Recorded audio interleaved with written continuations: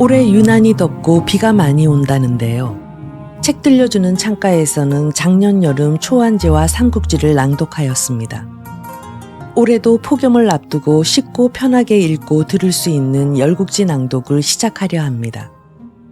홍신문화사의 절판도서 5권 속에 빼곡이 담긴 열국지는 대하소설이라 할 만한데 톨스토이의 전쟁과 평화 3권을 그것도 정음사의 2단 새로 읽기 완역본 낭독을 마치고 나니 이젠 어떤 대장편도 두렵지 않습니다.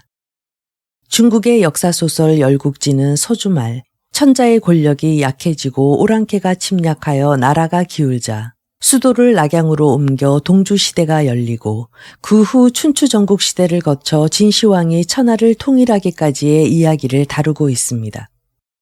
초안지가 유방과 항우의 천하쟁투였고 삼국지가 위, 촉, 오나라의 삼국시대를 배경으로 하고 있는 반면 열국지는 초안지와 삼국지보다 앞선 시대를 배경으로 500여 년에 걸친 수많은 국가들의 얽히고 설킨 역사를 소재로 하고 있는 것입니다. 열국지 또한 삼국지처럼 모든 연희소설이 그렇듯 허구가 뒤섞여 있지만 정사에 기반한 내용도 적지 않습니다. 관중과 보수, 제황공, 안영, 오자서, 손무, 공자, 소진, 장의, 구런, 맹상군, 신능군, 여부리, 진시황 등 셀 수 없이 많은 사람들이 등장하고 관포지교, 결초보은, 와신상담 등 수많은 고사성어의 원천이며 춘추 전국시대의 대략적인 역사적 흐름도 볼 수 있기에 열국지는 매우 흥미롭습니다. 삼국지나 초안지는 길어야 30년에서 100년의 이야기지만 열국지에서 다루는 시간의 역사는 장대합니다. 장장 500년이란 기나긴 세월을 이야기로 풀어나가기 때문에 수많은 인물과 사건들이 매회마다 새롭게 등장하고 한 10회가 넘어가면 인물들은 죄다 바뀌어버립니다. 톨스토이의 전쟁과 평화에서는 약 500여 명의 등장인물이 나오는데 열국지 또한 만만치 않습니다. 이제 대륙에 이는 바람을 시작으로 열국지 낭독을 시작하겠습니다. 한여름을 관통할 열국지는 바람이 서늘해질 무렵에야 끝날 것 같습니다. 이틀에 한 번씩 오후 8시에, 주말엔 오전 8시에 업로드하겠습니다.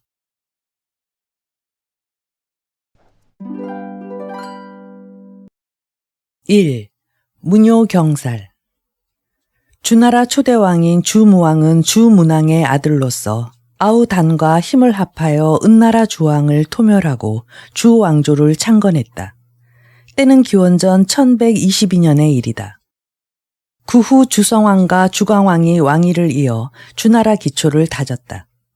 여기에는 주공을 비롯하여 소공, 필공, 사일 등 어진 신하들이 보좌한 공이 컸다.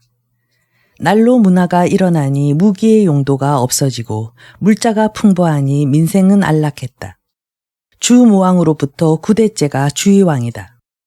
이때부터 제후의 주나라 왕실에 대한 예절이 흐트러지고 차츰 제후의 세력이 강대해갔다. 10대 왕은 주여왕으로 그 성격이 포악무도하여 끝내는 백성들이 견디다 못해 난을 일으켰으니 이는 이후 1100년을 두고 계속될 밀란의 시작이라 할 수 있다. 그 옛날 주공, 소공이 애써 이룬 업적도 헛된 것이 되어갔다. 주여왕의 뒤를 이어 태자 정이 왕위에 올랐으니 곧 11대 주선왕이다. 주선왕은 천성이 영명하여 현명한 신하들을 등용했다. 곧 방숙, 소호, 윤길보, 신백, 중산보 등이 그 현신들이다. 주선왕은 주문왕, 주무왕, 주성왕, 주광왕 등 선왕의 정치를 본받고자 크게 힘써 드디어 찬란한 주조의 중흥을 이루게 된다. 주선왕은 정치에 힘썼으나 주무왕의 지적을 따를 수는 없었고 주나라를 중흥시켰다고는 하지만 주성왕, 주광왕 때만큼 백성들을 교화시키지는 못했다. 주선왕 39년 서쪽 오랑캐 강융이 항명하자 분을 참지 못한 주선왕은 군사를 거느리고 친히 적을 치러 나섰다. 그러나 요주성 동남에 자리한 천묘에서 패전하여 도리어 큰 피해를 입었다. 주선왕은 제거를 도모했다. 군사의 수요가 부족함을 걱정한 왕은 태원에서 그 인원을 충당기 위해 그 지방 인구 파악을 서둘렀다. 태원은 오늘의 중구 원주를 말한다. 이때 양병의 불가함을 거듭 가나는 신하가 있었다. 태제 중산보였다. 군사를 기른다는 것은 결코 쉬운 일이 아니옵니다. 이곳 태원은 오랑캐 땅과 근접해 있어옵니다. 이것이 첫째 불가함이요.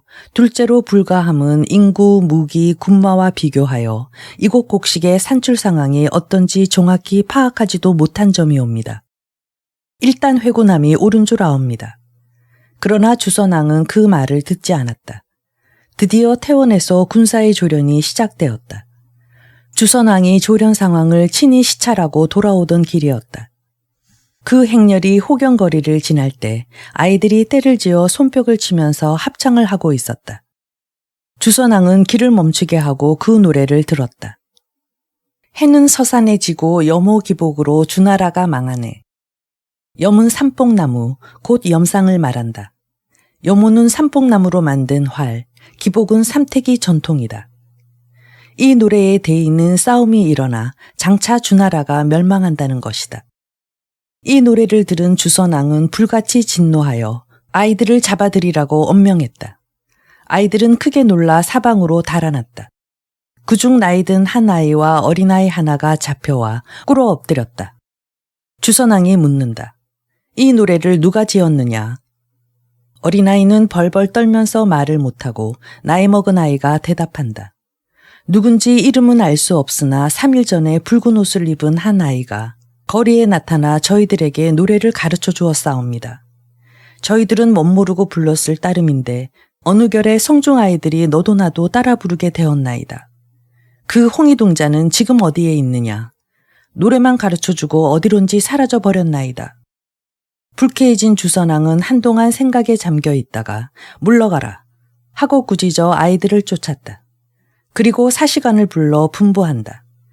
그 노래를 부르지 못하게 하라. 만약 다시 부르는 날에는 아이들은 말할 것도 없고 그 부영도 같은 죄로 다스릴 것이니라. 궁중으로 돌아온 주선왕은 그날 밤에는 이 일에 대하여 언급하지 않았다.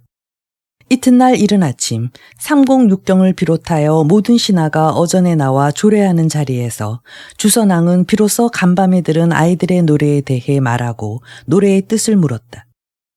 대종백 소호가 대답한다. 염호는 삼뽕나무로 만든 활이요, 기복은 화살 담는 전통이옵니다. 신의 어리석은 소견으로는 장차 나라에 전쟁이 일어날까 두렵사옵니다. 이어서 태제 중산보가 아랜다. 궁시는 국가의 난에 쓰이는 무기옵니다. 왕이 태원에서 군사를 길러 오랑캐에 보복하시고자 하므로 거기에 대해 언급하건대 만약 계속 군사를 해산하지 않는다면 반드시 나라가 망하는 병폐가 따를 것이옵니다. 주선왕이 고개를 끄덕이며 묻는다. 붉은 옷 입은 아이가 그 노래를 전했다는데 그게 대체 어떤 놈일꼬? 태사 백양부가 대답한다. 시정에 퍼지는 근거 없는 말을 요온이라 하옵니다. 하늘이 임금을 경계하려면 형옥성에게 명한다 하는데 형옥성은 어린아이로 변신하여 지상에 내려와서 아이들에게 요온을 퍼뜨리옵니다. 이를테면 동요라는 것이옵니다. 작게는 한 사람의 기륭을 예언함에 지나지 않지만 크게는 나라의 흥망에 관계하기도 하옵니다. 원래 형옥성은 화성을 말하는 것으로 그 색깔이 붉습니다. 오늘날 만국의 동료는 바로 왕을 경계한 것이옵니다. 짐이 이제 강융의 죄를 용서하여 태원의 군대를 해산하고 무기고의 활과 화살을 모조리 불살라버린 다음 다시는 나라 안에서 궁시를 팔지도 사지도 못하게 한다면 사전의 재앙을 막을 수 있겠소. 왕의 말에 백양부가 아랜다. 신이 천문을 보건대 이미 그 징조가 완연하옵니다. 외간의 궁시와는 관계가 없는 듯 하옵고 필시 왕국 내에서 일이 일어날 것이 분명하옵니다. 동료에 이르되 달이 뜨니 해는 서산에 진다고 했사옵니다. 해는 왕을 나타내며 달은 바로 여자이옵니다. 이것은 음기가 성하고 양기가 쇠진한다는 뜻이니 장차 여주인이 이 나라 정사에 간섭할 것 같사옵니다. 주선왕이 말한다. 짐이 강호와 육궁을 신뢰하는 것은 그들이 모두 덕이 있고 현숙한 때문이요. 또한 궁중 비빈들도 다 선출하여 택했는데 무슨 연한이 있겠소. 백양부가 다시 아랜다. 동요에서 달이 떠오르고 해가 진다는 것은 목존의 일을 예언한 것이 아니고 장차의 일을 예언한 것이옵니다. 그러니 왕께서는 앞으로 더욱 덕을 닦으사 재앙을 막아 전화위복토록 하시옵소서. 굳이 활과 화살을 불살라 버릴 것까지는 없사옵니다. 주선왕은 중신들이 아뢰는 말을 반은 믿고 반은 의심했다. 왕은 과히 유쾌하지 않은 안색으로 조례를 마친 다음 옥련을 타고 내궁으로 들어갔다. 강우의 영접을 받으며 주선왕은 자리에 앉았다. 그리고 강우에게 여러 신하의 말을 빠뜨리지 않고 소상히 옮겼다. 강우가 아랜다. 하운데 궁중에도 이변이 있었나이다. 그렇잖아도 아랠 생각으로 폐하를 기다렸나이다. 주선왕이 묻는다. 이변이라니 무슨 일이오? 전날 선왕을 모시던 한 궁녀가 지금까지도 궁중에 있사옵니다. 그 궁녀가 선조 때 잉태를 했는데 지금 그 나이 50이옵니다. 이상한 것은 지금까지 40여 년을 잉태한 채로 있다가 간밤에야 여아를 출산했다 하옵니다. 주선왕이 크게 놀라 묻는다. 그 여아가 지금 어디에 있소? 강우가 대답한다. 첩이 생각하건대 아무래도 상스럽지 못한 일 같아 사람을 시켜 자리에 싸서 20리박 강물에 내다버리게 했사옵니다. 주선왕은 곧 그 늙은 궁녀를 불러들였다. 늙은 궁녀가 오자 왕은 그녀에게 잉태하게 된 경위를 물었다. 늙은 궁녀가 무릎을 꿇고 대답한다.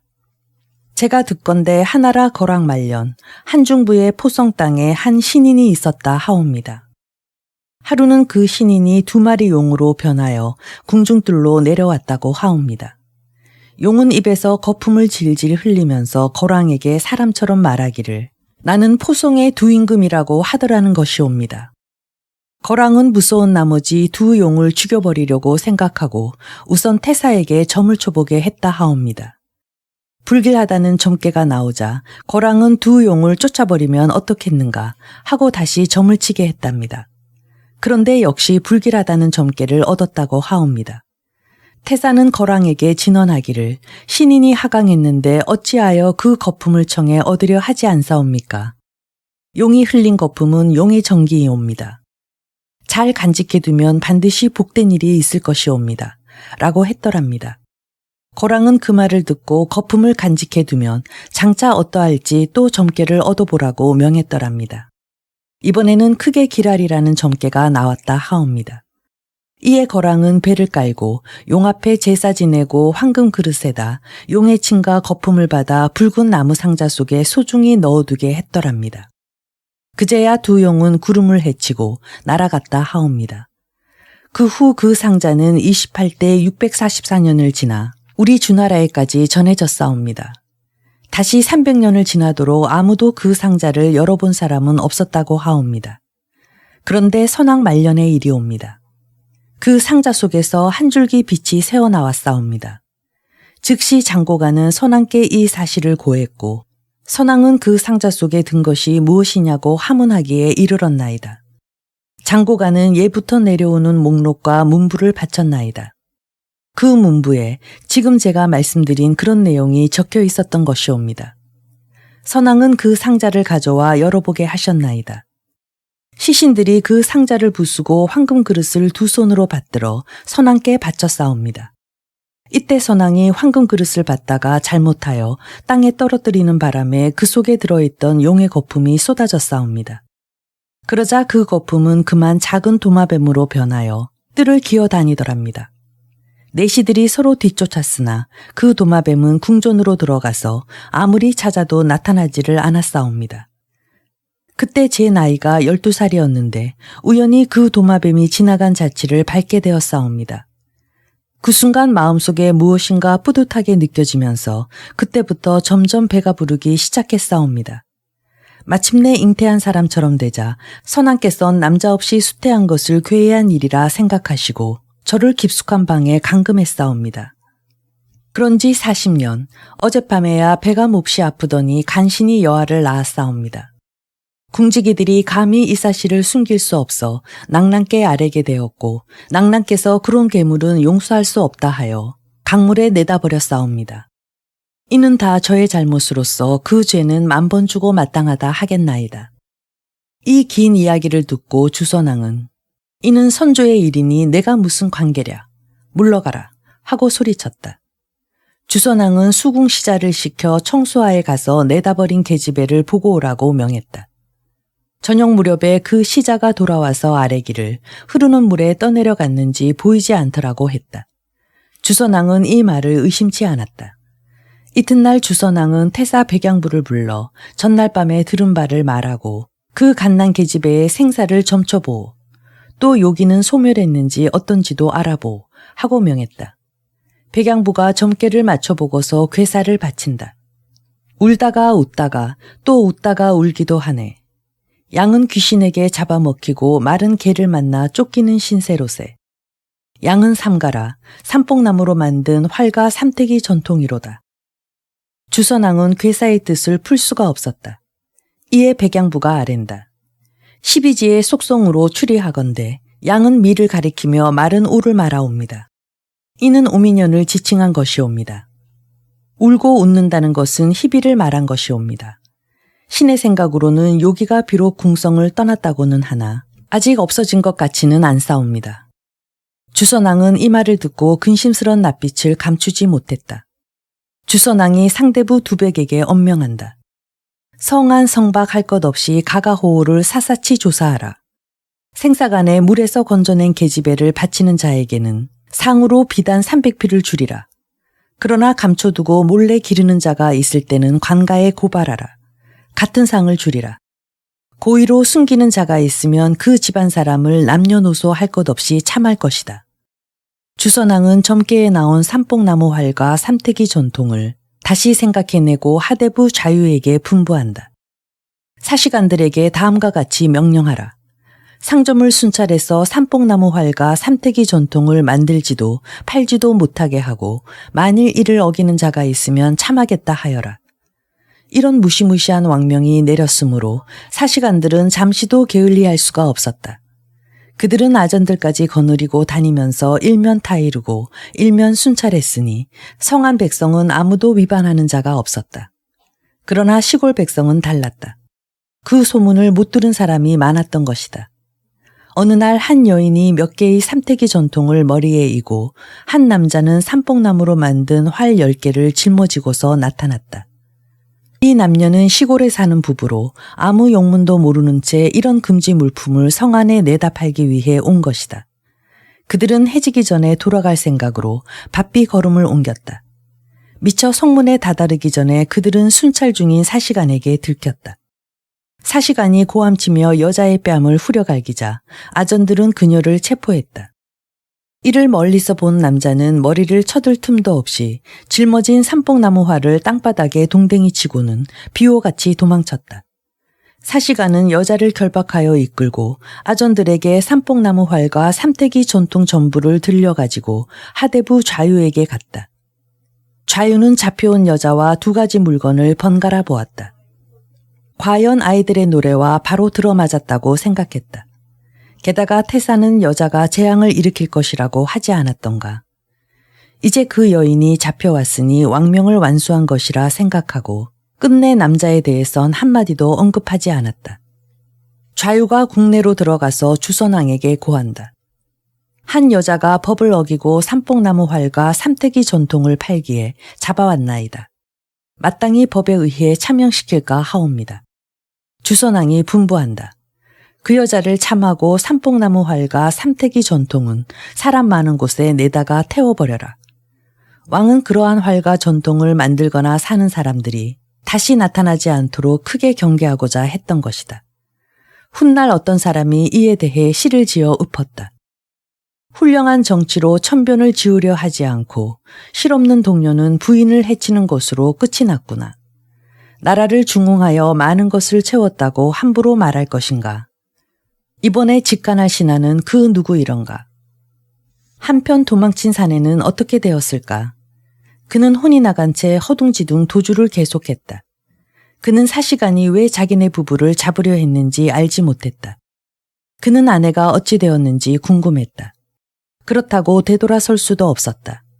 그는 그날 밤 심리 밖에서 잤다. 이튿날 아침 일찍부터 소문이 떠돌았다. 어제 어떤 여자가 나라에서 금하는 삼뽕나무 활과 삼태기 전통을 팔러 갔다가 북문에서 붙잡혀 처형되었다네. 그는 비로소 아내가 이승 사람이 아니라는 것을 알고 다시 도망치기 시작했다. 광야에 사람 없는 곳에 이르러 사내는 억울하게 죽은 아내를 생각하고 애통하게 울었다. 또 한편으로는 살아난 자신을 생각하고 다행으로 여겼다. 그는 일어나 다시 걸었다. 약 10리쯤 갔을 때였다. 그는 청수강변에 이르렀다. 한 곳을 멀리서 바라보니 많은 날짐승들이 날며 울며 야단이었다. 그는 이상하게 생각하고 그곳으로 다가갔다. 자리에 쌓인 갓난애가 강물 위에 떠 있었다. 모든 날짐승들이 부리로 자리를 잡아당기고 발가머리로 떠밀며 언덕으로 끌어올리려고 애쓰고 있지 않은가. 사내가 부르짖는다. 괴상한 일이로구나. 그는 손을 들어 새들을 쫓아버리고 물속에 들어가서 자리에 쌓인 갓난애를 안고 나왔다. 그가 언덕으로 올라가 자리를 풀자 그제야 갓난애는 울기 시작했다. 살펴보니 계집애였다. 사내는 혼잣말로 중얼거린다. 이 갓난애를 누가 내다 버렸을까? 온갖 날짐승들이 물속에 가라앉지 못하게 물 밖으로 끌어내려는 것을 보면 반드시 후일에 귀히 될 아이 같구나. 내 데리고 가서 잘 기르리라. 뒷날 이 아이가 어른이 된다면 내 공덕이 아닐 수 없다. 그는 입었던 배저고리를 벗어서 갓난애를 싸 고이 품에 안았다. 그리고 피신할 곳을 생각했다. 그는 포성 땅으로 향했다. 여몽이 시로써 이 아이가 살아난 일을 읊었다. 더디고 더디도다.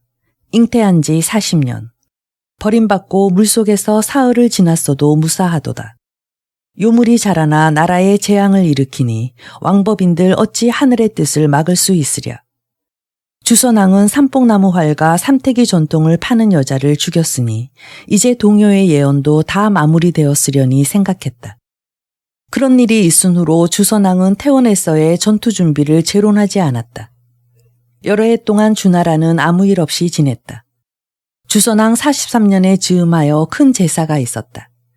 주선왕은 제궁에 머물렀다. 밤이 되어 때를 알리는 북소리가 2번 들려왔다. 사방이 지죽은 듯 고요한 속에서 주선왕은 호련히 서쪽으로부터 나타난 아름다운 여자를 보았다. 그녀는 곧바로 궁전 뜰 안으로 들어섰다. 주선왕은 여자가 제궁의 금기성까지 범하는 것을 보고 소리친다. 전연을 잡아라. 주선왕은 좌우를 보고 외쳤으나 누구 하나 응하는 자가 없었다. 그러는 사이 여자는 조금도 두려워하는 빛이 없이 태묘 속으로 뛰어들었다. 태묘 속에서 여자는 3번 크게 웃더니 다시 3번 크게 통곡하는 것이 아닌가. 그러더니 여자는 침착한 태도로 칠묘에 모셔져 있는 신주들을 모조리 휩쓸어 가지고 동쪽으로 사라졌다. 왕은 벌떡 일어나서 여자를 쫓아갔다. 숨이 가쁘고 쓰러질 것만 같았다. 주선왕은 소스라치게 놀라 눈을 떴다. 꿈이었다. 마음이 몹시 산란했다. 왕은 애써 마음을 가다듬고 칠묘에 들어가 구헌의 예를 드리고 제사를 가까스로 끝냈다. 왕은 제사를 끝마치고 제궁으로 돌아가 옷을 갈아입었다. 그리고 비밀리에 시자에게 분부한다. 태사 백양부에게 급히 들라 이르라. 태사 백양부가 들어오자 주선왕은 꿈에 본 바를 빠짐없이 말했다. 한참 후에 백양부가 아랜다. 왕께선 3년 전의 동요를 잊지 않으셨을 것이옵니다. 신은 이미 여자로 인한 재앙이 있을 것이라 아래온 바 있사옵니다. 요기는 아직 제거되지 않았사옵니다. 게다가 젊게에도 웃다가 운다는 내용이 있었사옵니다. 왕께서 이제 그러한 꿈을 꾸셨다니 지난날의 징조가 점점 맞아떨어지는 것 같사옵니다. 전날 여자를 참하고 삼뽕나무 활과 삼태기 전통을 태운 곳으로는 부족하단 말이오. 천도는 깊고 먼 것으로서 오랜 세월이 흘렀어야 비로소 징험할 수 있나이다. 촌부 하나를 죽인 것이 운수에 무슨 영향을 미치오리까. 주선왕은 침울한 낯빛으로 더는 아무 말도 하지 않았다. 그러다가 문득 3년 전의 일을 상기했다. 그 당시 상대부 두백에게 사시관들을 풀어 요녀를 찾아오라고 명했건만 오늘날까지 그는 그에 대해 보고 한 번 없었다. 괘씸한 생각이 들었다. 주선왕은 자리를 조종으로 옮겼다. 조종 백관들은 나눠받은 제사 음식을 앞에 놓고 왕 앞에 늘어앉았다. 주선왕이 두백에게 묻는다. 요녀는 어떻게 되었는가? 벌써 언제 일인데 아직껏 이렇다 할 한마디 보고조차 없는가? 두백이 아랜다. 신이 꾸준히 조사 탐문했으나 흔적이 없었사옵니다. 전에 요녀를 죄로 다스렸으니 예의 동료도 이미 징험된 것이옵니다.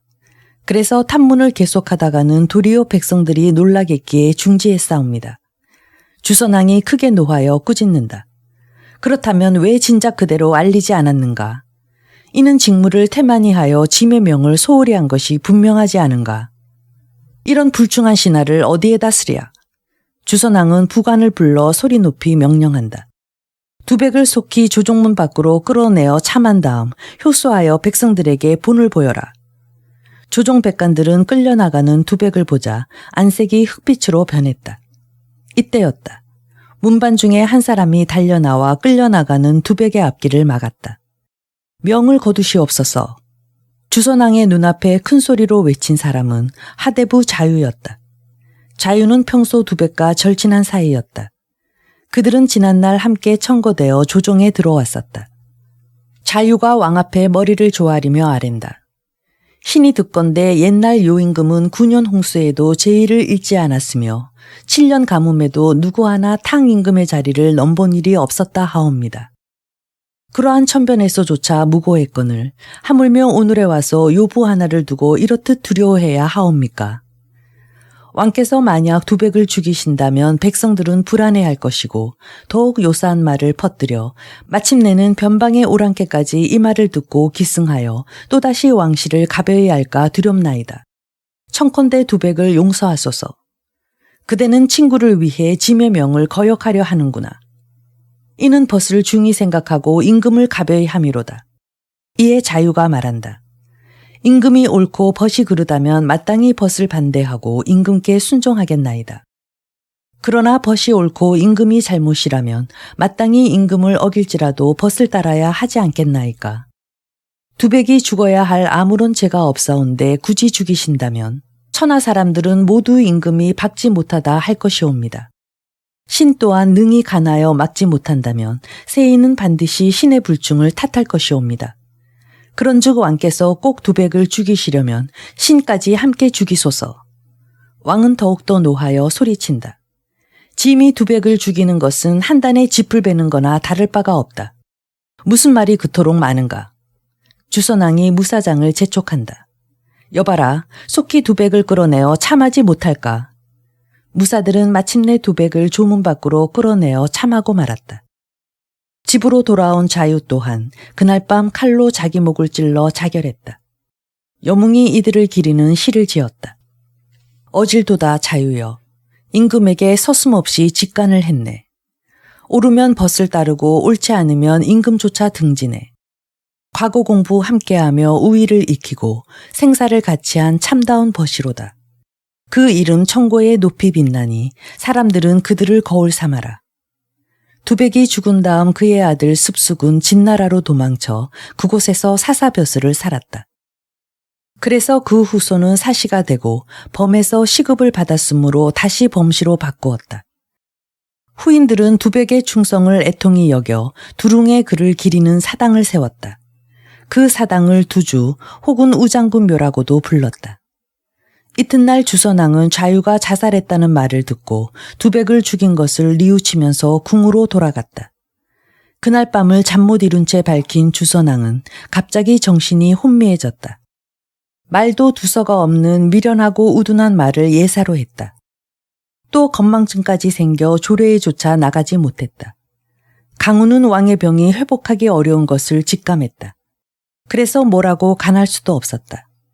주선왕 46년 7월이었다. 왕은 교회에 나가서 사냥을 하면 정신이 맑아질 것 같아 좌우에 그 뜻을 말했다.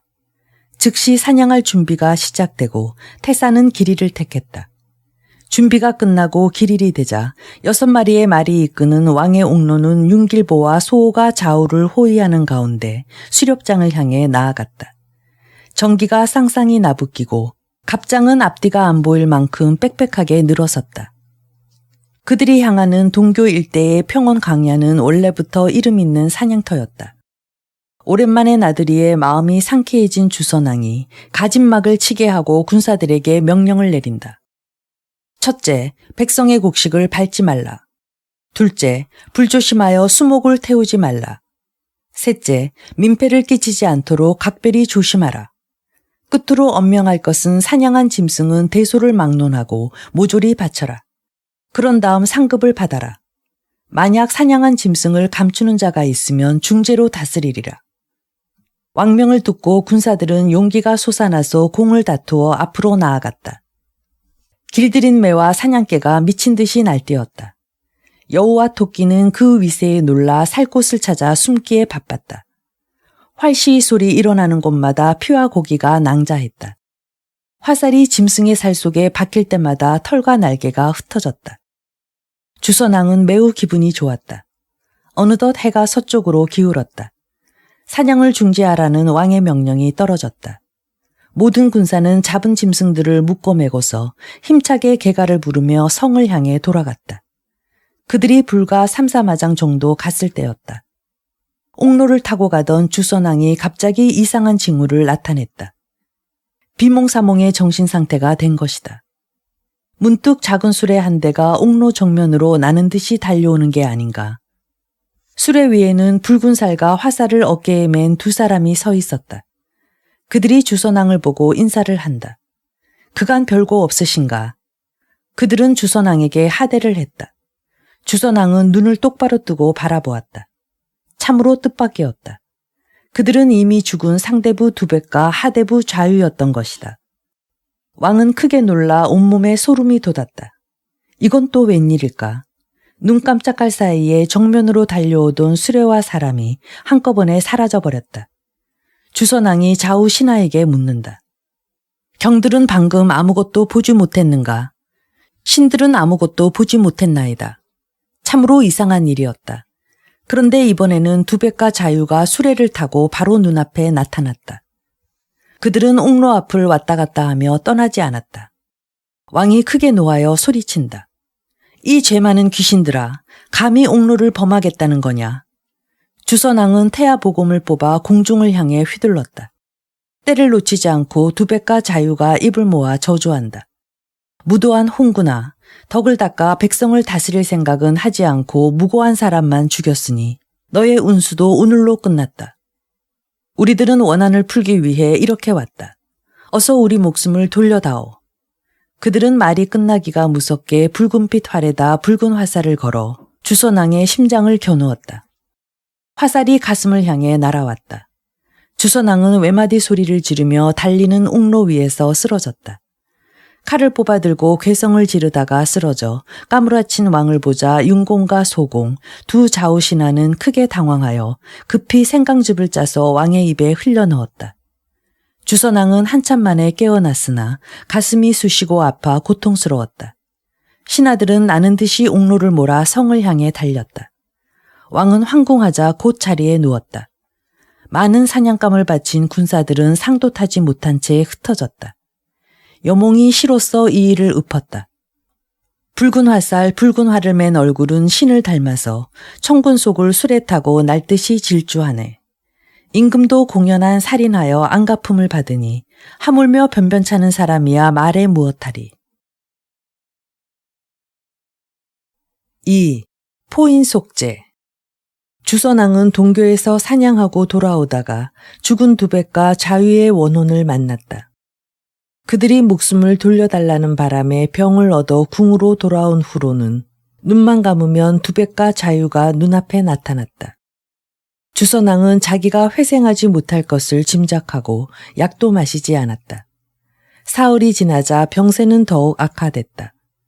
이때는 이미 주공도 늙었고 중산보도 죽은 후였으므로 왕은 후사를 부탁하려고 노신 윤길보와 소호를 불렀다. 두 노신은 주선왕 앞에 이르러 머리를 조아리며 문우의 말씀을 올렸다. 주선왕은 4시에 부축을 받고 일어나서 수놓은 안석에 몸을 기댄 채 두 중신에게 부탁한다. 짐은 경들의 힘에 의지하여 제위 46년에 남정북벌하여 지금은 사해가 편안해졌소. 그런데 생각지 않은 병을 얻어 일어나지 못하는 몸이 되었구려. 태자 궁렬은 비록 나이는 들었으나 천성이 안매하니 경들은 힘을 다해 그를 보자 하여 새업을 바꾸는 일이 없도록 하오. 두 신하는 머리를 조아리며 명을 받았다. 두 사람은 국문을 나서다가 태사 백양부를 만났다. 소호가 백양부에게 말한다.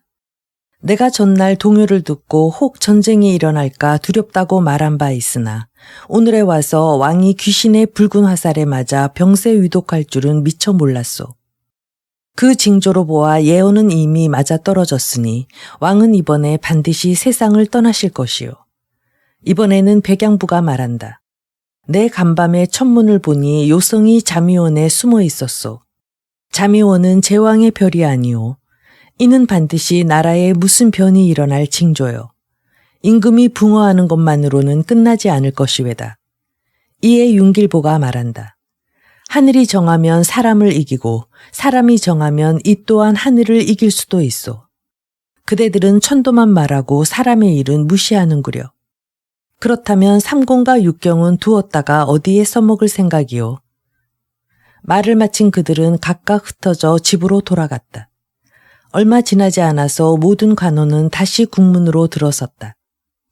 왕이 위독하다는 급보를 받고 달려온 그들은 그날 밤에 집으로 돌아갈 수가 없었다. 이날 밤 주선왕은 세상을 떠났다. 강우의 분부로 고명 노신 윤길보와 소호는 백간을 거느리고 태자 궁렬을 받들어 상례를 거행했다. 그리고 태자 궁렬이 주선왕의 관 앞에서 즉위했다. 이가 바로 12대 주요왕이다. 그 이듬해를 주요왕 원년으로 삼았다. 그리고 왕후에는 신백의 딸을 세웠으며 그 아들 의구를 태자로 삼고 왕후의 친정아버지를 신우로 봉했다.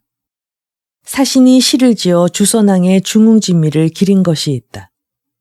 빛나는 주선왕의 업적이여 그 큰 덕은 세상을 번성케 했도다.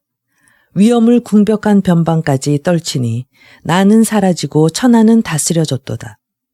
박근 중산보가 맞고 아는 강우가 있어 외적을 물리치고 나라를 융성시켰도다. 선왕이 남긴 해독 속에서도 중흥의 기치를 높이 세웠구나.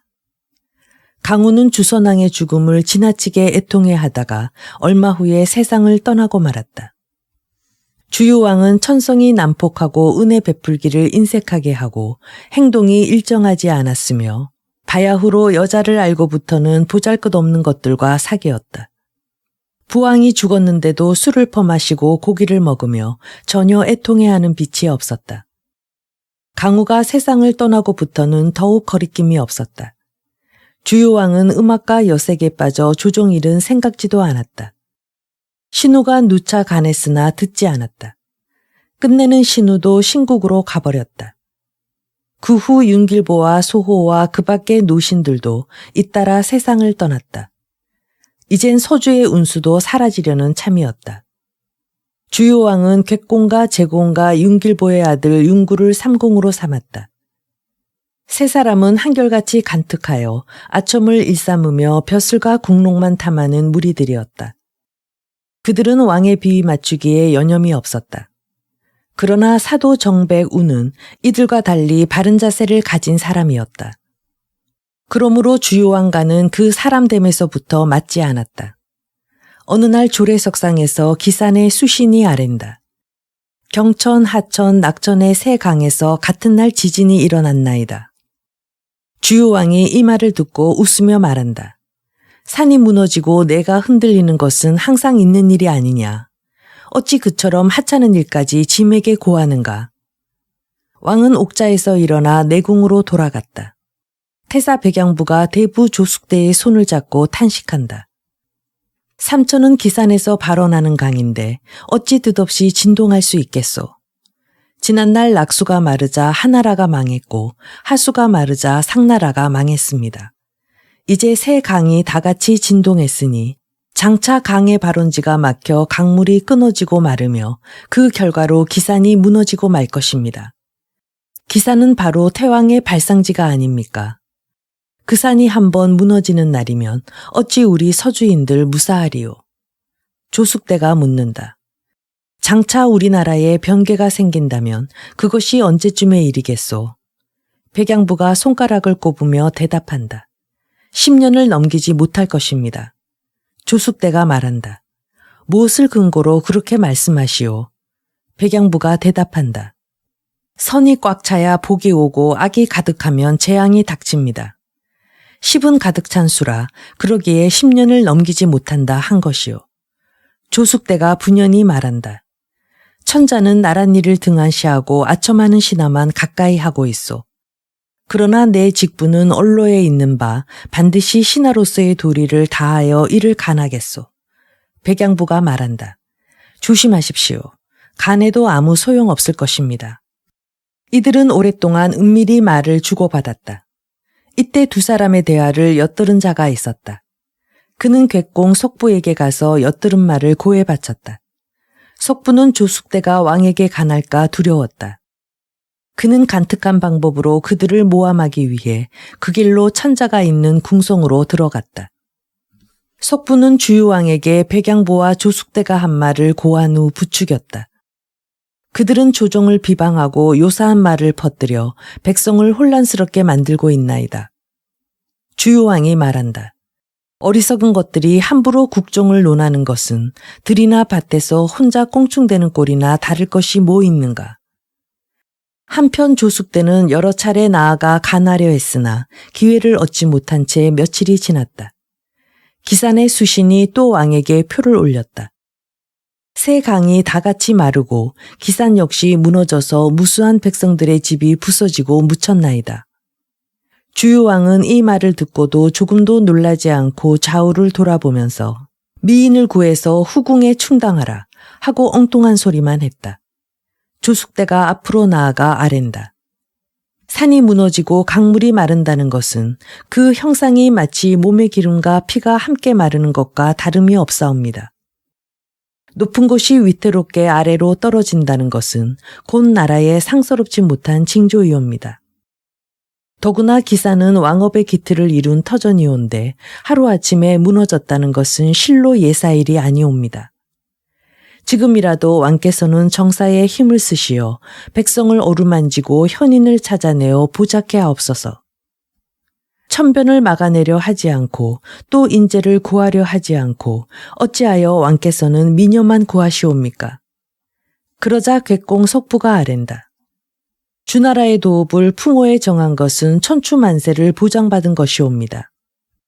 기사는 이미 헌신짝처럼 버린 곳인즉 이제 와서 관여할 바 있겠나이까.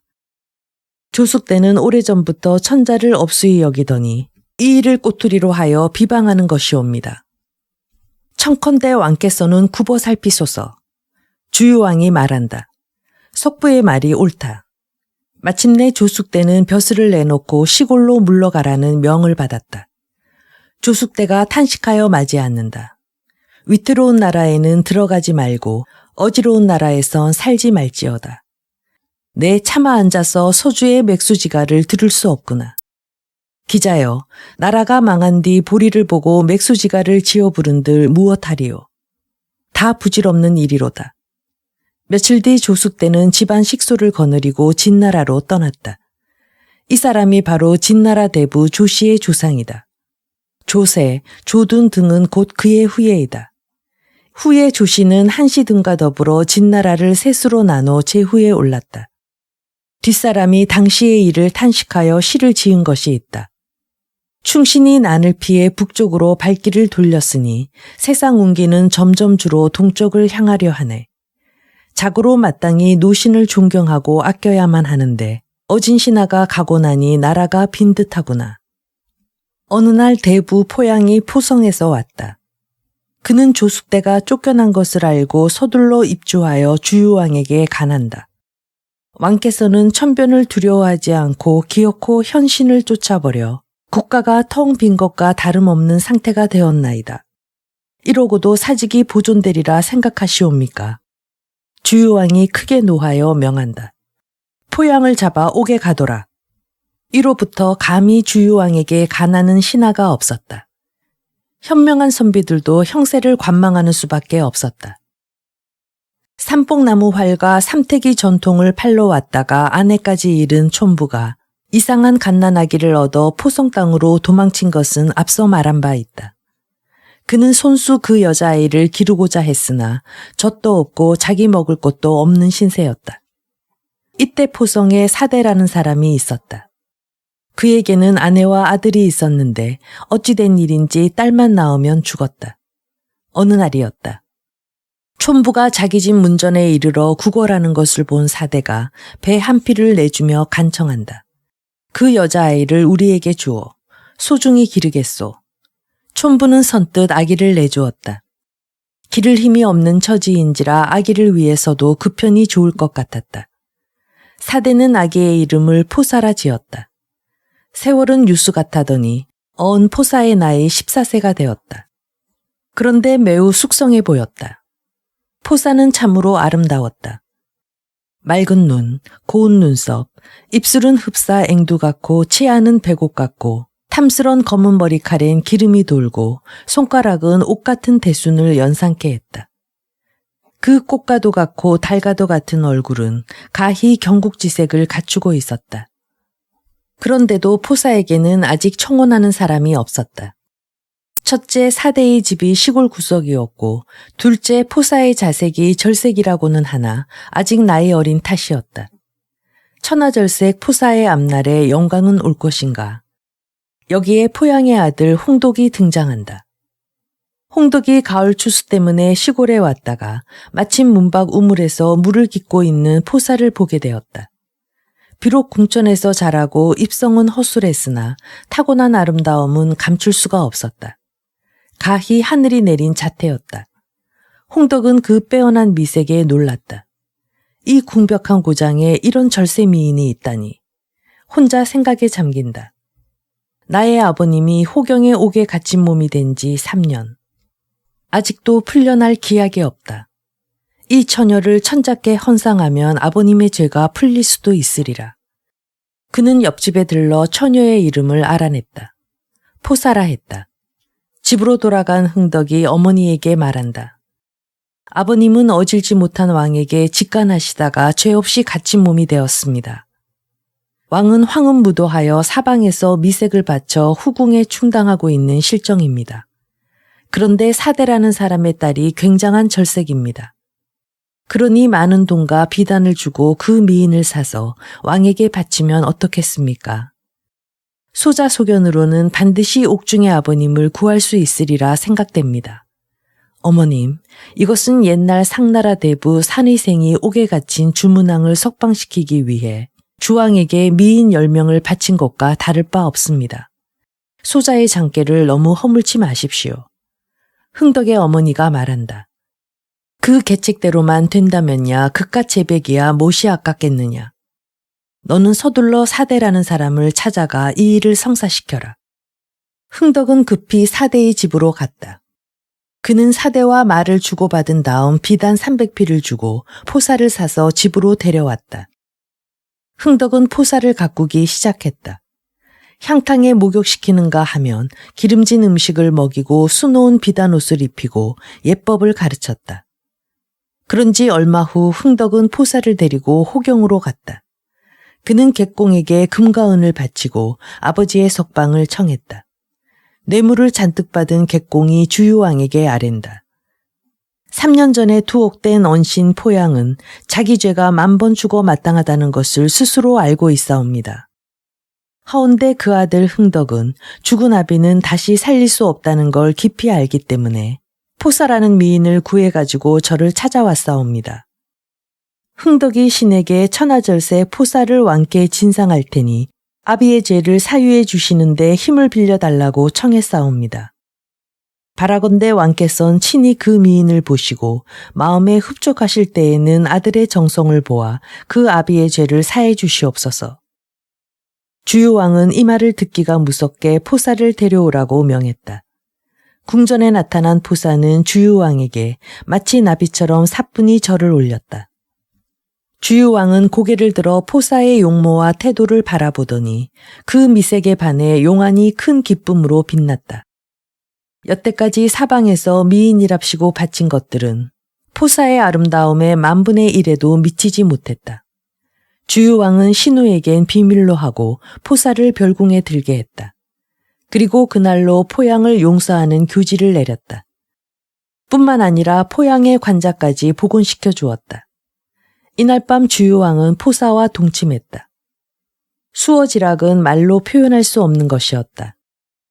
이후 주유왕은 앉을 땐 포사를 무릎 위에 올려 앉히고 일어설 땐 어깨를 나란히 하며 마실 때면 잔 하나로 마시고 먹을 때면 같은 그릇으로 먹었다. 주유왕은 계속 열흘을 조례에도 참석치 않았다. 백관들은 조문에 문안하려 했으나 왕의 얼굴조차 볼 수 없어 길이 탄식하며 돌아섰다. 이는 주유왕 4년의 일이다. 이에 대해 다음과 같은 시가 내려온다. 일국의 명화가 한번 꺾이고 보니 시골 처녀 하루아침에 임금의 품안이로다. 풍류천자의 모든 게 한가롭기만 하니 용의 정기로 재앙을 감춰 아직은 탈이 없구나. 주유왕은 포사를 얻은 뒤 그 색에 푹 빠졌다. 경대에 있기를 3개월, 한 번도 신우의 궁에는 가지 않았다. 어찌 이 사실을 신우에게 고자질한 사람이 없었겠는가. 분을 참지 못한 신우는 궁녀를 거느리고 경대로 갔다.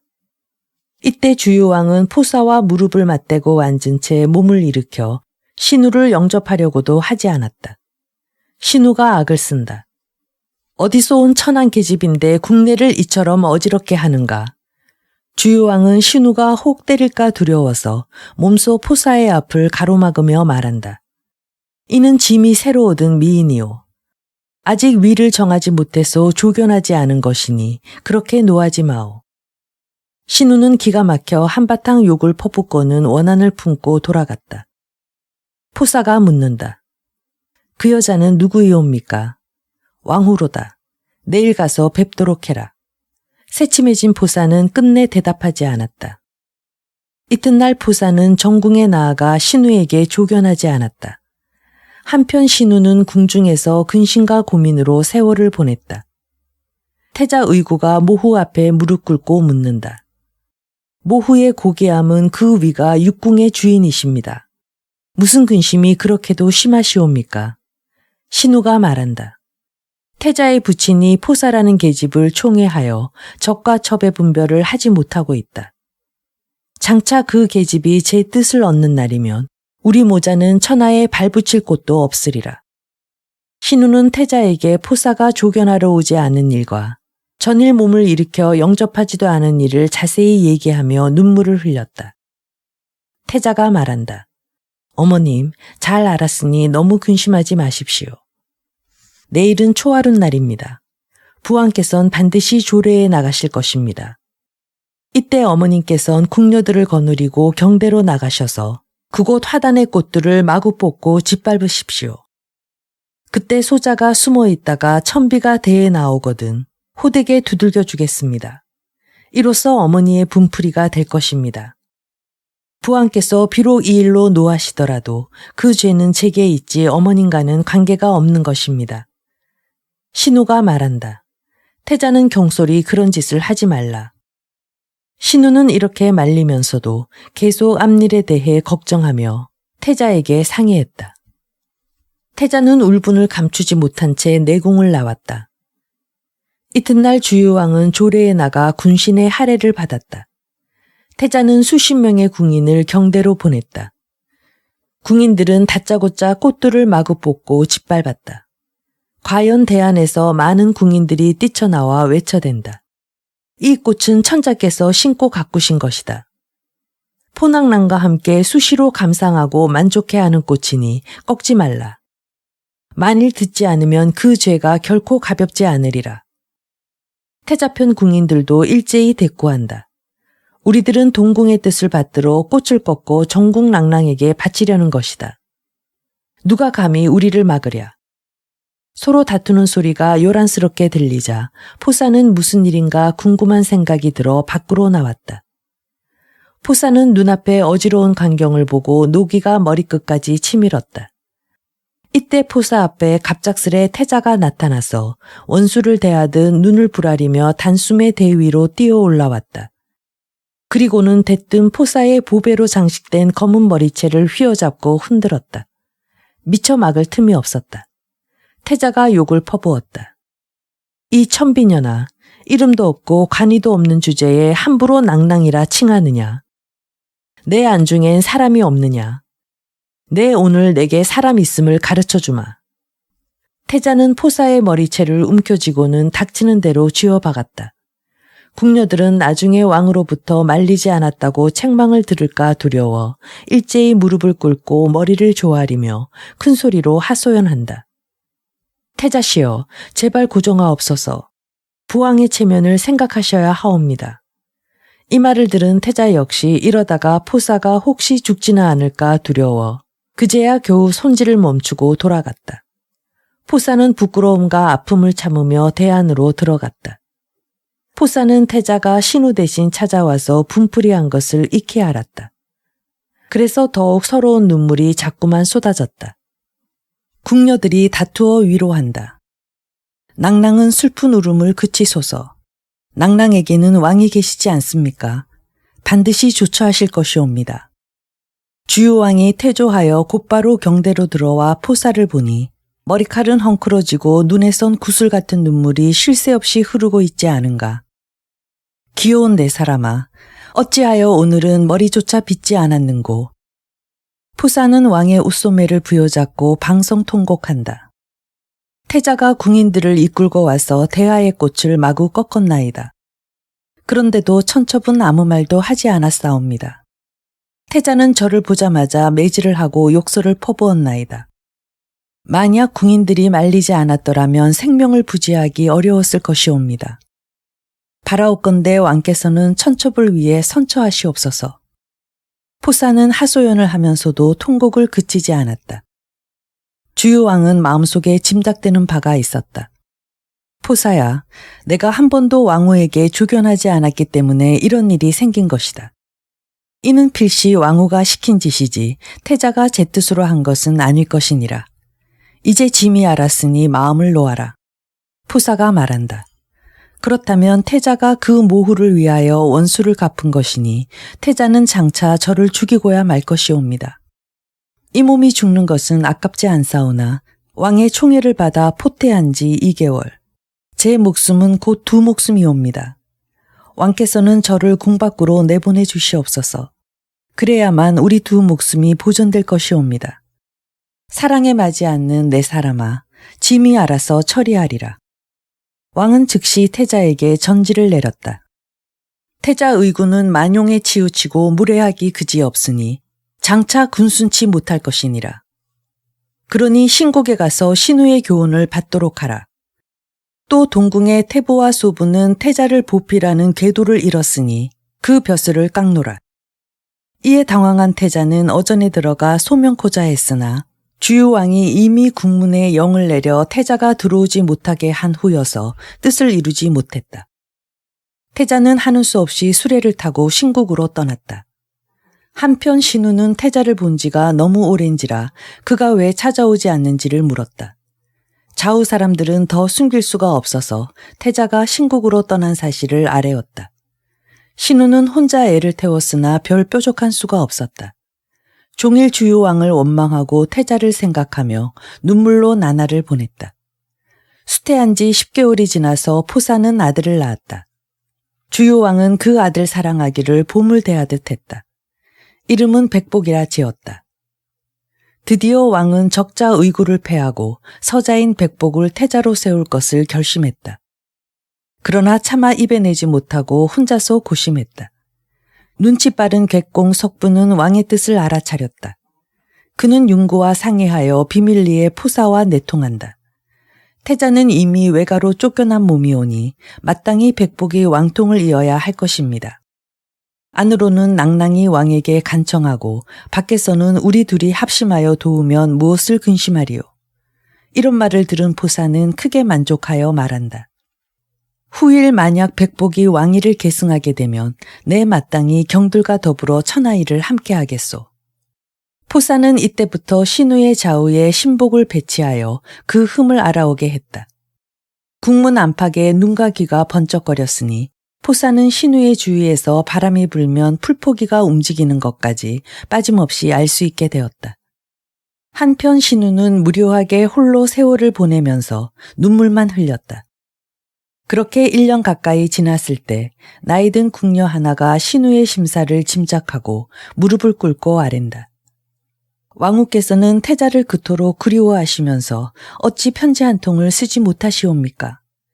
비밀리에 신국으로 편지를 보내 태자로 하여금 표를 올려 사죄하게 하면 천자께서는 감동하여 동궁으로 불러들일 것이옵니다.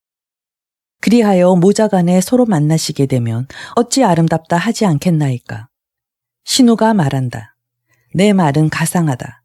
그러나 누구를 시켜 태자에게 편지를 보낸단 말이냐. 궁인이 다시 아랜다. 소비에게 늙은 어미가 있사온데 이름은 온이라 하옵고 의술에 능하옵니다. 왕후께서는 병을 칭탁하고 오늘 궁전으로 불러 진맥해 한 다음 편지를 갖고 나가게 하소서.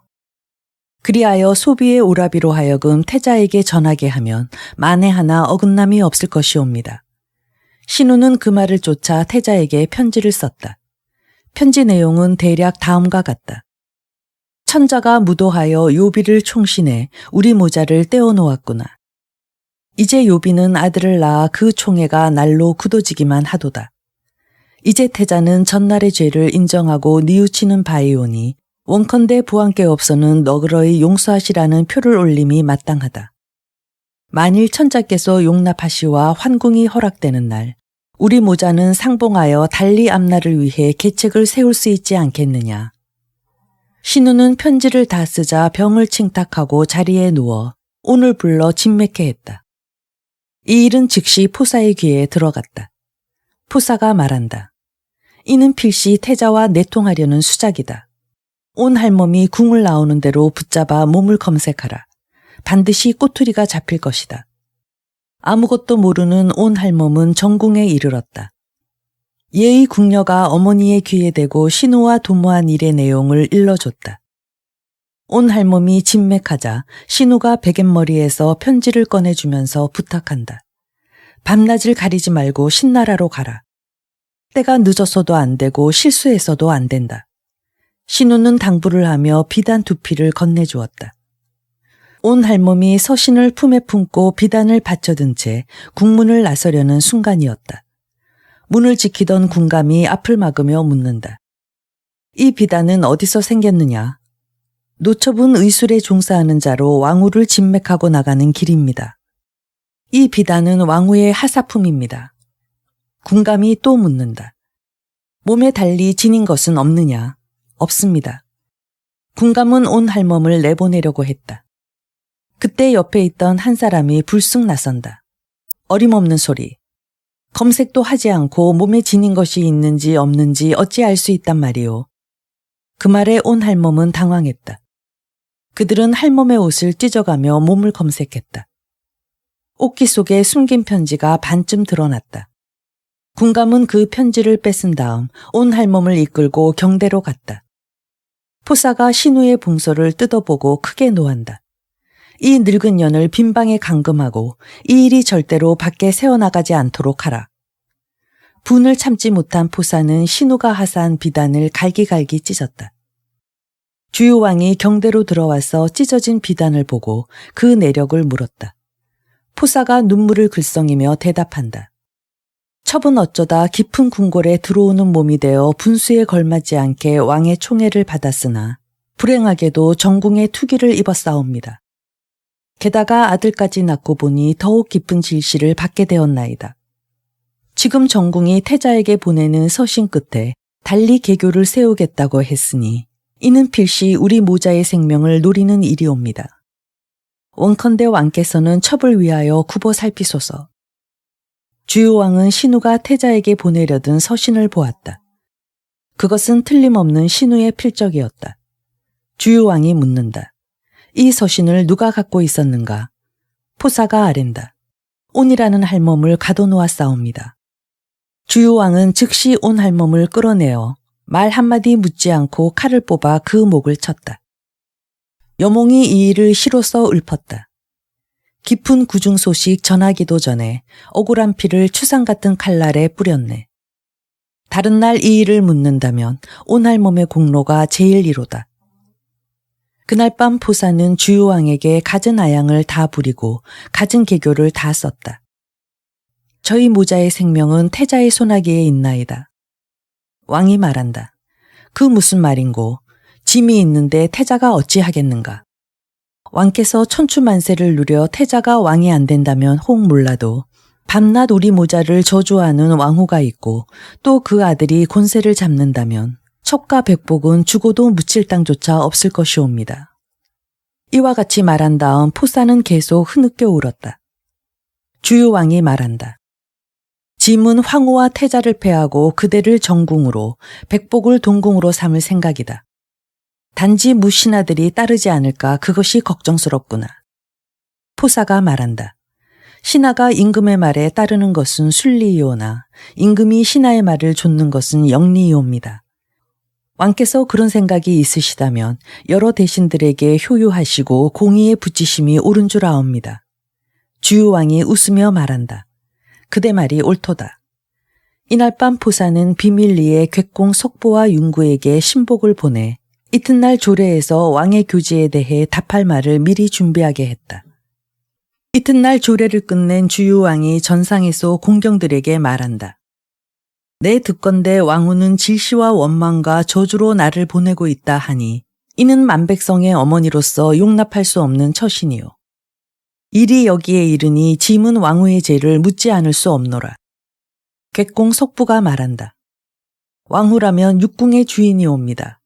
비록 죄가 있을지라도 구금하여 문초할 수는 없나이다. 과연 그 덕이 그 자리를 누릴 수 없다면 의당 전지를 내려 폐위해야 할 것이옵니다. 그런 뒤에 현덕한 왕후를 택함이 옳을 것이옵니다. 뒤이어 윤구가 아랜다. 신이 듣건대 포비는 덕성이 정정하다 하니 중궁의 주인으로 적격이 아닌가 하옵니다. 왕이 말한다. 신우를 패한다면 신국에 있는 태자는 어찌할꼬? 객공 석부가 아랜다. 신이 듣건대 어미는 자식에 의해 귀의되고 자식은 어미에 의해 귀의되는 것이라 하옵니다. 지금 태자는 중죄를 지어 신국에 가 있어 부모에 대한 자식의 도리를 행하지 않은 지 오래이옵니다. 그런데 그 모를 패하고 어찌 그 아들을 위에 그냥 둘 수 있겠나이까. 신등은 사직을 위해 왕자 백복을 세워 태자로 삼아 동궁에 앉히기를 원하옵니다. 주유왕은 몹시 기뻐하며 지체 없이 전지를 내렸다. 이날 신우는 냉궁으로 쫓겨났고 태자 의구는 서인이 되었다. 그 반면 포사는 왕후가 되고 백복은 태자가 되었다. 왕의 이 부당한 처사에 가나는 신하가 없는 것은 아니었다. 그러나 이들은 의구의 일당으로 몰려 중보를 받거나 먼 곳으로 귀양 가는 몸이 되었다. 이는 주유왕 9년의 일이었다. 문무 양반 중 거의 모두가 이 일에 불평을 품고 있었다. 그러나 주유왕의 성품을 아는지라 굳이 죽음을 무릅쓸 필요가 없다 하여 모두 입을 다물고 말았다. 태사 백양부가 탄식한다. 삼강이 끊겼으니 주나라가 망하는 것을 우두커니 서서 바라볼 수밖에 없도다. 그날로 그는 늙었음을 칭탁하고 관직을 내놓았다. 그 외에도 뜻있는 신하들 중 벼슬을 버리고 낙향한 사람이 많았다. 조정 안에는 윤고와 객공 석보와 제공력 등 간사한 신하들만이 남아있었다. 주유왕은 늘 포후와 더불어 별스러운 짓을 다하며 즐겼다. 그러나 정궁의 자리를 빼앗고 왕의 총애를 독차지했음에도 불구하고 포후는 한 번도 환하게 웃는 법이 없었다. 주유왕은 포후의 환심을 사기 위해 악공을 불러들여 징을 울리고 북을 치고 악기를 타게 하는가 하면 궁녀들에겐 노래하며 춤추게 했다. 계속하여 포후에게 술잔이 바쳐졌다. 그런데도 포후는 전혀 기쁜 빛을 나타내지 않았다. 주유왕이 말한다. 사랑하는 후여, 음악을 들어도 즐거워하지 않으니 그렇다면 후는 무엇을 좋아하는가? 포후가 대답한다. 첩은 좋아하는 것이 없사옵니다. 다만 전날 손으로 비단을 찢었을 때 그 소리가 상쾌해서 들을만 했나이다. 왕이 응대한다. 비단 찢는 소리가 듣기 좋았단 말인가? 그런데 왜 진작 말하지 않았는가? 왕은 곧 사고에게 명하여 비단 100필을 가져오게 했다. 힘센 궁인에게 비단을 찢도록 하여 포후를 기쁘게 하려는 것이다. 그러나 괴이한 일이었다. 포가 좋아한다 하여 비단을 소리내어 찢게 했건만 그녀는 여전히 웃지 않았다. 주유왕이 묻는다. 그대는 어찌하여 웃지 않는가? 포가 대답한다. 첩은 평생 웃지 않으렵니다. 주유왕이 말한다. 짐은 반드시 그대가 입을 크게 벌리고 웃는 모습을 보고야 말겠노라. 주유왕은 곧 영을 내렸다. 국내 궁예를 막론하고 그 재주를 다하여 포를 웃게 하는 자는 천금을 내리리라. 객공 속부가 계책을 아랜다. 옛날 선왕께서는 서용이 강성할 때 그들이 쳐들어오지 않을까 두려워하여 여산 아래 20여 개소의 장작을 쌓아두고 큰 북을 수십 개나 걸어둔 일이 있었나이다. 장작을 쌓아둔 것은 만일 오랑캐들이 쳐들어오면 연기를 올려 곧 하늘 높이 치솟게 하려는 생각에서였사옵니다. 이를 신호 삼아 가까운 제후들은 군사를 거느리고 구원차 출동하기로 되어 있었사옵니다. 또 큰 북을 울리면 더욱 신속히 원군을 출동시킬 약조까지 했으나 수년 이래로 천하가 태평하여 봉화가 올라갈 일이 없었나이다. 왕께서 황후가 입을 벌려 크게 웃는 모습을 보고 싶으시다면 황후로 하여금 여산에 납시게 하옵소서. 여산에 가셔서 밤에 봉화를 올리게 하면 제후들이 반드시 원병을 이끌고 달려올 것이옵니다. 급히 달려와 거기에 오랑캐가 없는 것을 안 그들의 얼굴빛이 어떠할는지 상상해 보시옵소서. 왕후께서 크게 웃으실 것은 의심할 여지가 없사옵니다. 이 말을 들은 왕은 뛰어난 계책이라며 칭찬했다. 그리하여 주유왕은 포호와 함께 옥로를 타고 여산으로 향했다. 왕은 여궁에서 잔치를 베풀고 봉화를 올리라 명했다. 이때 정백 우라는 이가 조정에서 벼슬하고 있었는데 사도로서 이날 전도의 역을 맡았다. 이 명을 받고 대경실색한 정백 우가 여궁으로 달려와 아랜다. 봉화를 위한 연도는 선왕께서 국가 왕급에 대비하여 설치한 것으로 신하들과 믿음으로써 맺은 약조이옵니다. 이제 까닭없이 봉화를 올린다는 것은 제후들을 희롱하는 처사이옵니다. 다른 날 뜻하지 않은 일이 일어났을 때 봉화를 올리더라도 제후들은 불신할 것인즉 무슨 수로 징병하여 나라의 위급을 구하려 하시옵니까? 주유왕이 노기를 띠고 말한다. 지금 천하가 태평한데 뭐 때문에 징병이 필요하랴. 짐은 이제 왕후와 더불어 여궁에서 놀이 삼아 제후들을 놀려 무료함을 달래고자 하는 것이다. 다음 날 일이 있을지라도 경과는 무관한 일이니 마음 쓸 것 없도다. 왕은 정백 우가 가나는 것을 듣지 않았다. 마침내 봉화가 올려지고 큰 북소리가 어지럽게 들리니 대낮에 천둥치는 듯한 광경이었다. 이 봉화를 보고 기내 제후들은 호경에 변이 일어난 것으로 착각하고 즉각 군사를 일으켜 밤을 새워 여산에 이르렀다. 그런데 이게 어찌된 일인가? 오랑캐는 눈에 띄지 않고 누각에서 음악 소리만 질탕하게 들려오는 것이 아닌가? 주유왕은 왕후와 더불어 술을 마시면서 사람을 시켜 제후들에게 사과하도록 한다. 다행히 오랑캐의 침입은 없었다. 더는 수고할 것 없으니 각자 자기 나라로 돌아가거라. 제후들은 기가 막혀 서로 얼굴을 마주 보았다. 마침내 그들은 투덜대면서 깃발을 걷고 각기 회곤했다. 포사는 누각 위에서 난간을 의지하고 선 채 제후들이 황망히 돌아가는 것을 물끄러미 바라보고 있었다. 그러다가 자기도 모르게 깔깔대고 크게 웃었다. 주유왕이 말한다. 사랑하는 내 사람이 웃었도다. 그 한 번 웃음에 100가지 아름다움이 일시에 생기도다. 이는 객공 석부의 공의로다. 왕은 객공 석부에게 천금의 상을 하사했다. 오늘날까지 전하는 속담에 천금매소라는 것이 있는데 바로 이때 생긴 말이다. 여몽이 봉화로 제후를 희롱한 이 일을 시로 읊은 것이 있다. 아름다운 밤에 여궁은 음악으로 뒤덮였고 까닭없는 봉화는 밤하늘을 밝혔네. 애처롭다. 제후들은 수고로이 달려왔건만 포비에 한마당 웃음을 샀을 뿐이네. 한편 신우는 주유왕이 전 왕후를 패하고 포사를 왕후로 삼은 것을 가나는 상소문을 올렸다. 옛날 거랑이 마리를 총애하다가 하나라를 멸망케 했고 주왕은 달기를 총애하다가 상나라를 망쳤나이다. 왕께서 포비를 총애하와 적자를 패하고 서자를 세웠으니 이는 부부에 의해 어긋나며 부자의 정까지도 끊는 처사이옵니다. 이제 옛날 걸과 주의 일을 다시 보게 되니 오늘날이라 해서 어찌 하나라와 상나라 같은 재앙이 없겠나이까. 바라건대 왕께서는 즉시 그릇된 명을 거두시어 만국의 재앙을 면하도록 하소서. 주유왕이 이 상주문을 읽고 대로하여 소리친다. 이 도적이 감히 짐에게 이 무슨 폭언인가. 객공 석부가 아랜다. 신우는 외손자인 태자가 쫓겨난 것을 보고 오랫동안 왕을 원망해 오다가 이제 왕후와 태자가 함께 폐위됐음을 알게 되자 모반할 뜻을 품고 감히 왕께 폭언을 한 것이옵니다. 이놈을 어찌 처분할꼬. 신우는 본시 달리 공이 있어서가 아니라 왕후 때문에 자기가 주어진 것이옵니다. 이제 왕후가 태자와 함께 폐위되었으니 신우의 벼슬 역시 백작으로 격가시켜야 하옵니다. 그런 다음 군사를 출동시켜 토멸해야 후환이 없을 것이옵니다. 이에 주유왕은 영을 내려 신우의 자기를 깎아버렸다.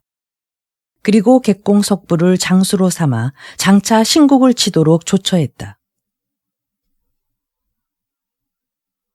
3. 동천나급. 한편 신우는 상소를 올린 뒤 주유왕의 동정을 탐지하기 위해 수하 사람을 호경에 잠입시켰다. 이 수하 사람은 밤낮을 가리지 않고 달려와 신우에게 주유왕이 객공 석부를 장수로 삼아 군사를 일으켜 신국을 칠 것이라는 정보를 알렸다. 신우가 대경실색하여 말한다. 보잘것없는 군세로 어찌 천하의 대군을 당적하랴. 대부 여장이 진언한다. 천자가 무도하여 적자를 패하고 서자를 세우니 어진 신하는 모두 그 자리를 박차고 떠났으며 만민은 모두 이를 원망하여 고립상태에 놓여 있사옵니다. 지금 강성한 서용의 병력이 마침 우리와 접경에 있사옵니다. 하오니 주공께서는 융주에게 사신을 보내어 군대를 청하옵소서. 그리하여 호경으로 쳐들어가 간신들을 토멸하고 왕후를 구출하고 천자위를 원태자에게 물려주도록 해야 하옵니다. 이것이야말로 현명한 처사라 하겠나이다. 옛말에 이르기를 기선을 제하라 했으니 때를 놓치지 않도록 하시옵소서. 신우가 감탄한다. 그 계책이 참으로 신묘하도다. 드디어 신우는 견융에게 사신을 보내 한 수레분의 금과 비단을 바치고 호경을 칠 군사를 청했다. 아울러 호경만 함몰되면 그 부고에 있는 금은과 비단은 그들 마음대로 가져가도 좋다고 했다. 융주가 쾌히 허락하는 답서를 보내왔다. 중국의 천자가 실정하자 국구이신 신우께서 무도한 그를 죽이고 동궁을 도와 옹립하자고 말씀하셨는데 이는 바로 제 뜻이기도 합니다. 마침내 견윤병이 출동했다. 군사 1만 5천을 3대로 나눠 우선봉에는 패정, 좌선봉에는 마냐속을 임명했으며 융주는 스스로 중군이 됐다. 창과 칼은 길을 메우고 깃발은 하늘을 뒤덮을 듯했다. 신우 역시 본국의 병력을 총동원하여 끝이 보이지 않는 진용을 자랑했다. 이들 연합군은 호경으로 쳐들어가서 왕성을 세 겹으로 둘러쌌다. 물샐 틈조차 없었다. 주유왕이 이 소식을 듣고 크게 놀란다. 기밀이 누설됐구나. 우리 군이 일어나기도 전에 견윤병이 먼저 이르렀으니 장차 이 일을 어찌할꼬. 객공 석부가 아랜다. 왕께선 속히 사람을 여산으로 보내 봉화를 올리게 하옵소서. 그러면 제후들이 일각도 지체치 않고 달려올 것이옵니다. 그렇게 하여 안팎에서 적을 협공한다면 반드시 승리를 쟁취할 것이옵니다. 주유왕은 그 말을 쫓아 사람을 여산으로 보내 봉화를 올리도록 명했다. 그러나 아무리 기다려도 제후의 군사는 나타나지 않았다. 제후들은 지난날 천하가 태평한데 뭐 때문에 출병했느냐고 한 주유왕의 말을 상기하고 또다시 속기 싫다는 생각에서 모두 약속이나 한 듯 군사를 일으키지 않았던 것이다. 주유왕은 원병을 고대했으나 그림자도 보이지 않는 가운데 견융병은 밤낮으로 공격해왔다. 다급해진 주유왕이 객공 속부에게 분부한다. 적군 세력의 강약을 자세히 알아야겠소. 경이 출전하여 이를 시험하면 짐도 장용한 자들을 뽑아 뒤에서 접응하도록 하겠소. 본래 객공석부는 전투에 능한 장수가 아니었다. 그러나 힘찬 목소리로 명령을 따르겠다고 하는 도리밖에 없었다. 그는 병거 200승과 군사를 이끌고 성문을 열어 젖히고 적진으로 나아갔다. 이때 신우가 진 위에 있다가 객공석부가 성에서 나오는 것을 보고 손가락으로 그를 가리키며 융주에게 말한다. 저놈이 왕을 속이고 나라를 그르친 괴수입니다. 절대로 놓치면 안 됩니다. 이에 융주가 소리친다. 누가 나를 위해 저놈을 사로잡아 올 것인가? 패정이 나섰다. 소장이 가겠나이다. 그는 칼을 휘두르며 말을 몰아 달려나갔다. 싸운 지 10합이 못되어 패정은 객공석부를 한 칼에 두 동강을 냈다. 그의 시체는 병거에서 굴러떨어졌다. 이때를 놓치지 않고 융주와 마냐속은 일제히 적을 무찌르며 나아갔다. 융병은 함성을 올리며 성중으로 들어가 닥치는 대로 불사르고 사람을 죽였다. 신우는 융병을 말리려 했으나 도저히 말릴 수가 없었다. 성 안에는 대소란이 일어났다. 다급해진 주유왕은 작은 수레에 포사와 백복을 태우고 뒷문으로 빠져나와 달아나기 시작했다. 뒤에서 사도 정배구가 소리 높이 외친다. 왕께서 놀라지 마옵소서. 신이 어가를 보호하겠나이다. 그들은 함께 북문을 벗어나 여산을 향해 달아나던 도중에 융구를 만나 그 뒤의 전황을 들을 수 있었다. 융병들이 궁시를 불태우고 부고를 약탈하고 있나이다. 또 제공은 난군 속에서 전사했사옵니다. 이 말을 듣는 주유왕의 가슴은 찢어지는 듯했다. 여산에 이르자 정배구는 다시 봉화를 올렸다. 봉화의 연기가 구천에 솟아올랐으나 여전히 원군은 오지 않았다. 그러는 동안 주유왕을 쫓아온 융병들이 여산 밑에 다다랐다. 융병들이 여공을 에워싸고 합창하듯 외쳐댄다. 이 무도한 임금아, 더 이상 달아날 생각은 하지 말라. 주유왕은 포사와 손을 잡고 하염없이 울었다. 주선왕의 동생 정배구가 왕 앞에 나아가 아랜다. 일이 급해졌나이다. 신이 미미한 생명을 바쳐서라도 어가를 보호하겠나이다. 우선 적의 포위망을 뚫고 나가 잠시 신의 나라에 피신하셨다가 재기하도록 하시옵소서. 주왕이 말한다. 숙부의 말을 듣지 않다가 이 꼴이 되었구려. 짐은 오늘부터 우리 부처와 부자의 목숨을 숙부께 맡기겠소. 정백우는 여공 앞에 불을 질렀다. 융병은 무슨 일인가 하고 분란 쪽으로 몰렸다. 정백우는 이 기회를 놓치지 않고 여궁 뒤편에 있는 적을 무찌르며 활로를 찾았다. 정백우는 장모를 휘두르며 길을 열고 융구는 포우 모자를 보호하며 그 뒤를 따랐다. 그들이 얼마 가지 못했을 때였다. 융병은 주유왕이 달아난 것을 알고 재빨리 달려와 앞길을 가로막았다. 융병의 장수는 고리적이었다. 정배구는 대로하여 어금니를 갈며 고리적에게 달려들었다. 불과 수압의 고리적이 정배구의 칼에 맞아 말에서 떨어졌다. 융병들은 정배구의 용맹에 놀란 나머지 흩어지고 말았다. 다시 밤마장쯤 달렸을까? 문득 등 뒤에서 함성이 일어났다. 우선봉 패정이 대병을 이끌고 추격해오고 있었다. 정배구는 융구에게 어가를 보호하여 앞서가게 하고 자신은 몰려오는 적을 막아 일변 싸우고 일변 왕을 뒤따랐다. 그러나 어이하랴 융병의 철기는 앞질러 나아가 왕과 정배구의 사이를 차단하고 말았다.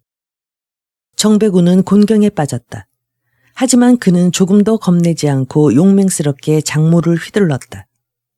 아무튼 길을 가로막았던 융병들도 그의 신출귀몰한 용력 앞에서는 속수무책이었다.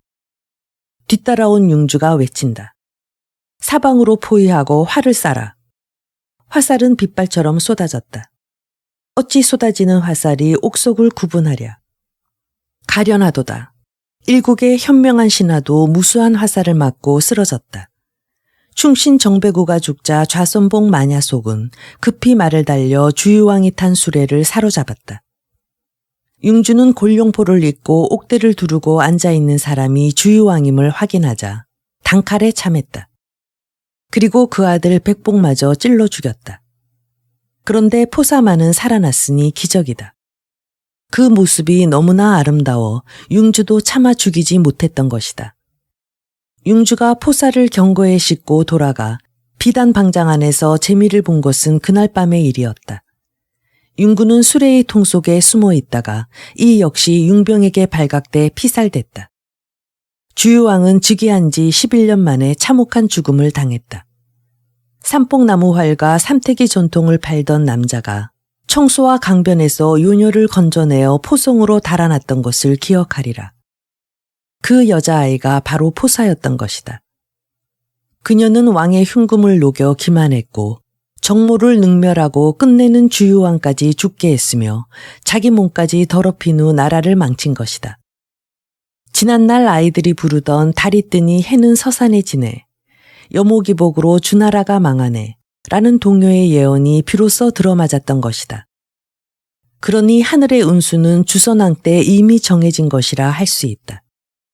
여기 동병선생의 시가 있다. 갖가지 방법으로 그 웃음을 보려더니 봉화 밑에 분칠한 얼굴이 붉게 흔들리네. 스스로 제우를 속였으니 그 누구를 탓하랴. 딱하도다 그 교령. 국군을 어찌 오랑캐에게 잃었을꼬.